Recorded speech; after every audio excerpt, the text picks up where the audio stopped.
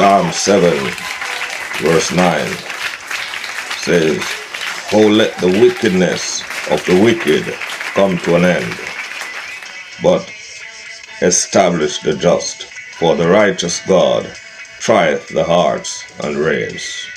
With these words, greetings once more in the powerful name of God Almighty. Jamaica, the diaspora, and the world. A hearty good day to you. I am the great defender. The wickedness of the wicked has got to come to an end. And we see in our beautiful country the wickedness of the wicked as being prolonged. It has continued to reign and reap havoc in our society, and the nation has gotten so ungodly and so wicked. But it is sad that the people do not even listen to the leaders of the land, because even the leaders are wicked as well. And so they have not set very good examples. And so the people would say, we don't want to hear them, because they know the corruption that is going on, and there's no law in place or anyone brave enough to take them on and to make sure they pay the price for the corruption that is going on. But the country has gotten so wicked, the people have turned to the devil for their success. They miss this illusion that they become successful by aligning themselves with the devil. It is the biggest mistake, and if you look at the countries around the world that have made this mistake, they have paid dearly. Some countries are not even a country anymore because they have aligned themselves with the devil. These are the last and closing days, and the people of Jamaica have got to get it right before God pays the nation a visit. And that is very soon. We will see things happening that we have never seen before. And in fact, we are seeing things happen that we have never seen before. The young men have become bloodthirsty. And the politicians have encouraged this bloodthirstiness. And because the society is not structured and layered enough to counteract crime, then we are becoming subjected to the whims and fancies of the criminals. And when I use the word criminals, I use that word in broad terms, because but Jamaicans who want better for the country has got to begin to look for new leadership. We have got to begin to look for people who are willing to organize, motivate, and inspire a nation to rise from the doldrums that it has found itself in. The nation is not inspired and is not motivated, and we need to inject God in the daily lives of our people.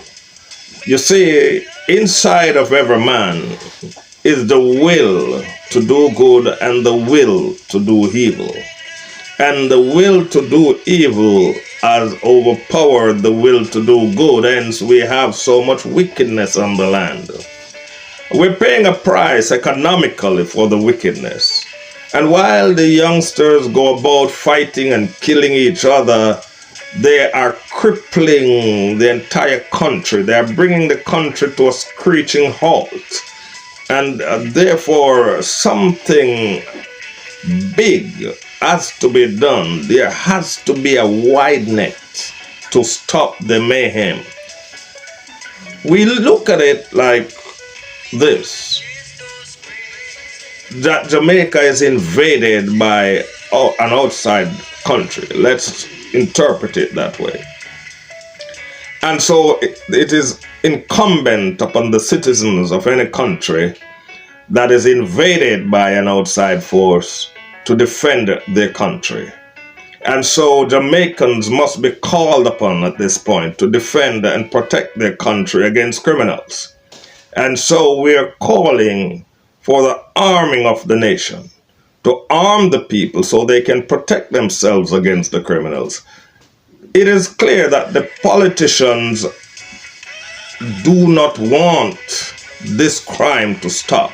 And so they are allowing the wrong people to have weapons, and the poor people that are the victims of the crime are not allowed to have weapons. You're telling me that if the people are not rich and have this and that to protect, material things to protect, they don't deserve a weapon. Well, I will say to you that they deserve a weapon to protect their lives against the criminals. And so the arming of the nation is needed. And I'm sure that if everybody is properly armed, the criminals will think 3, 4, 5, and 6 times before they approach. Because they know they're going up against unarmed people and helpless and defenseless people.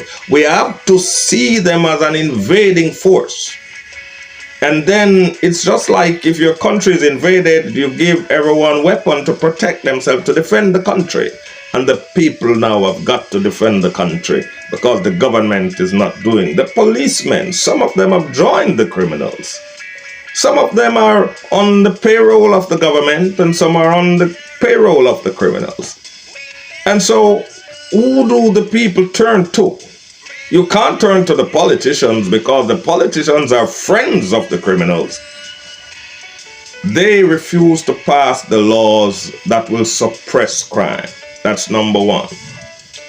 The makeshift rules that they pass to appease the crying voices of Jamaicans are not sufficient. And so therefore we come to a point where the country must defend itself. And we ask the government to remove the red tape and allow the Jamaicans to have law-abiding citizens to have a firearm to protect themselves. That's the first step. They have to be able to preserve their lives. Then you're talking about now building the economy back, bringing it back from shambles. And that is include a lot of planning, and which a lot of the politicians are not prepared to sit at the table and plan for the development and advancement of the country. We have the countrysides being wasted. The land rules in Jamaica are so stringent, and the people are not empowered enough. All the former sugar plantations should be cut up and given to the people as reparation for their ancestors being slaves. The ancestors worked on these sugar plantations. Now the government has control over these plantation lands. Cut it up and give lots of plots of lands to the people, develop the area so the people can develop the area, and they'll have a piece of land title to go now and borrow money and build their own economic base. We have to begin to empower the people, and once they build their economic base, because if the rationale in Jamaica is not that if you're poor you don't deserve a firearm, well, enrich the people and let them be armed. Enrich the people so they can get their firearms, if that's the case, because they are being slaughtered. And as the country is saying to the gunmen, bring in your guns, the measures are not in place for most of these men to turn in their guns, because these men, some of them are fighting for their lives, and they know they're going to be killed, but they want to live even a day longer. And so you have to now address the concerns of some of these men that are fighting daily, what I call the nothing fights, because they're not really any results. It's just really vengeance and, bandwagonist. This man had a fight, and I've said it before. War is where young men go to settle old men's quarrel. War is where young men go to settle old men's quarrel. And so I say to the government of Jamaica, it is time to empower the people and to arm the decent citizens of Jamaica so they can protect themselves against crime. There has to be community organizations where the people come together legally able to protect themselves. And there have to be auxiliary forces. We have to organize ourselves as a country and as a people because the government is not doing it. They are not capable of coming up with ideas. They don't have any ideas how to move the country forward. They are, if Alice in Wonderland, they are lost. They are lost. They are just hustling right now. They are lost. You need to start calling for new leadership. Back the Jamaica Patriotic Alliance. Let us get to the table and plan the development and advancement of our nation. The people that are fighting the dirty wars, that have their guns and ammunition fighting, we have to have a program in place that creates a buffer between them and their enemies. There's no buffer. The government is not able to protect the communities, so the people have to get arms to protect their communities. And this in itself makes sense, but it's just because it has spilled over into other communities. You know, you have, if you're protecting your community, you protect your community, but the killing of innocent people and relatives of your enemies, I don't agree with that. But the government has got to arm the nation. And if the nation is armed, there will be peace, because nobody wants to die. And that's just the reality.